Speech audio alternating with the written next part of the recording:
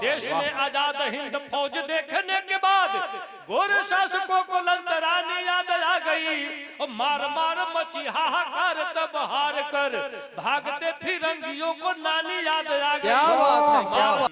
सबके नथले बाटे आखिर के एकरा के साजी आही तरह जो चली अगर खजियों में डीजे बाजी।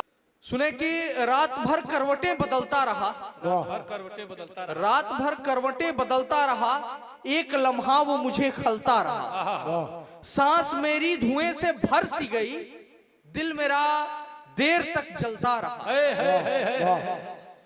तेरा छत पर भी आना मुनासिब नहीं था, मैं तेरी गलियों में टहलता रहा। तमाम मंजिलें जमाने की मुबारक हो तुझे, मैं तो तेरी तलाश में चलता रहा। और जमाना था मेरा दुश्मन मगर मेरा ये दिल बगावत के लिए मचलता रहा। तू बदनाम ना हो जाए बस इसी डर से, मैं नशे में भी खुद संभलता रहा। और आखिरी बंद देखिएगा कि तेरी छुअन ने मुझे कर दिया फरिश्तों सा, तेरी छुअन ने मुझे कर दिया फरिश्तों सा, मेरे जहन से तेरा नूर निकलता रहा। और यकीन जाने पे तेरे नहीं आया मुझको, मैं बड़ी देर तक आंखों को मलता रहा, एक लम्हा वो मुझे खलता रहा। शुरुआत में सिंपल करते हैं, एक भोजपुरी में आते हैं।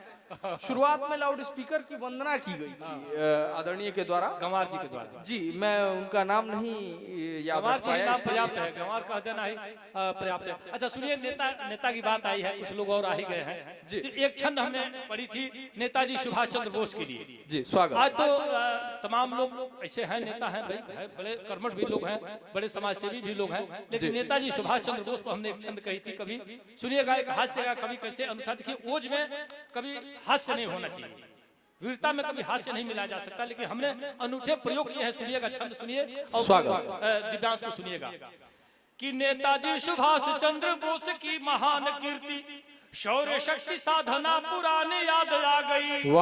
नेताजी सुभाष चंद्र बोस की महान कीर्ति, शौर्य शक्ति साधना पुरानी याद आ गई। और भारती की आरती उतारती हुई अनेक वीर बलिदानी की कहानी याद आ गई। वो देश में आजाद हिंद फौज देखने के बाद गोरे शासकों को लंतरानी याद आ गई।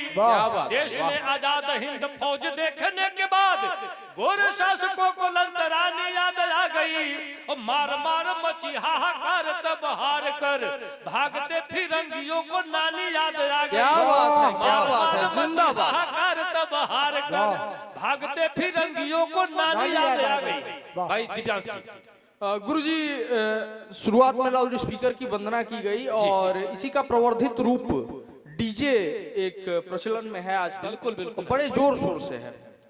और अगर कोई भी आयोजन हो, चाहे वो धार्मिक हो, सांस्कृतिक हो, बिना डीजे के आजकल संपूर्ण नहीं माने जा रहे हैं। और तब मैंने इसके ऊपर कुछ पंक्तियां लिखी थी, आज मैं चाहता हूं कि इन सुधी दर्शकों के बीच, श्रोताओं के बीच परोस दी जाए कि आइल पश्चिम से समाज में एगो ऐसन रोग, आइल पश्चिम से समाज में एगो ऐसन रोग, ओकरी बिना जुटे ना कोनो आयोजन में लोग। माइक से हाथ खींच लीजिए जी।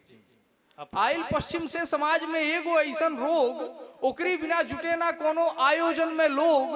पैठ बनौलस पहले तब देखलौलस अपन खेला, एकरे बिना दिखाई कहीं विसर्जन चाहे मेला। वाह वाह वाह। पैठ बनौलस पहले तब देखलौलस अपन खेला, एकरे बिना दिखाई कहीं विसर्जन चाहे मेला। धीरे धीरे लील गईल सगरो माटी के थाती, धीरे धीरे लील गईल सगरो माटी के थाती, करे भड़ैती के प्रचार फुलावे अपन छाती। वाह वाह वाह, बिल्कुल डीजे की बात हो रही है जी, बिल्कुल। जलवा एकर ऑर्केस्ट्रा, नाचे में जाके देखी, जातिवाद के जहर चढ़ावे खूब बघारे से। वाह वाह। अभी तमाम गाने ऐसे प्रचलित हैं जो डीजे पर धड़ल्ले से बजते हैं। अरे सरस्वती पूजन में बात है कि चीनी के पाक भनी जिलेबी तहरी खाती है।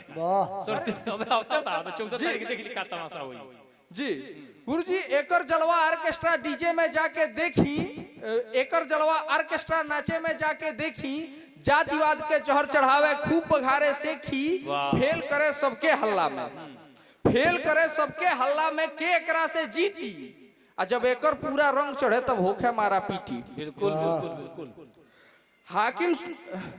हाकिम ना सुने एकरी बिन जनता के फरियाद, हाकिम ना सुने एकरी बिन जनता के फरियाद, आ एकरी बिना वलीमा कैसन कैसे होई मिलाद।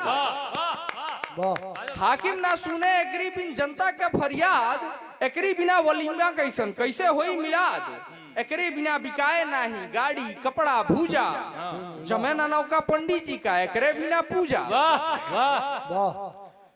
एकरे बिना बिकाए नहीं गाड़ी कपड़ा भूजा, जमे ना नौका पंडित जी का एकरे बिना पूजा। आ घर घर लागल रोग एगो, घर घर लागल रोग एगो, नाचे के शौक बजारू, आ और तमाशा देखी जब चढ़े तनकीसा दारू। वाह वाह वाह। डीजे लगवा दी जकरा नहीं खेल वो लगता नाचे जी, डीजे लगवा दी या 2 बोतल बटवा दी, ओकरा बाद डीजे बंद कर दी, लोग जनरेटरों पर नाचत रही। जब देखो दिव्यास का होला कि अपनी है जब अंग्रेजी अंदर जाले तो हिंदी बाहर निकले जी। हाँ हिंदुस्तान एक बारे का नाम पढ़ो, अंग्रेजी अंदर हिंदी बाहर जी। गुरुजी आगे पढ़ते नहीं हो। स्वागत कि बचपन से 55 तक, हाँ।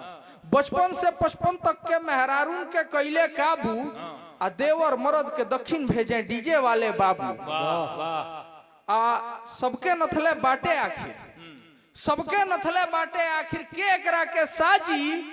आ यही तरह जो चली अगर कजियो में डीजे बाजी, यही तरह जो चली अगर कजियो में डीजे बाजी।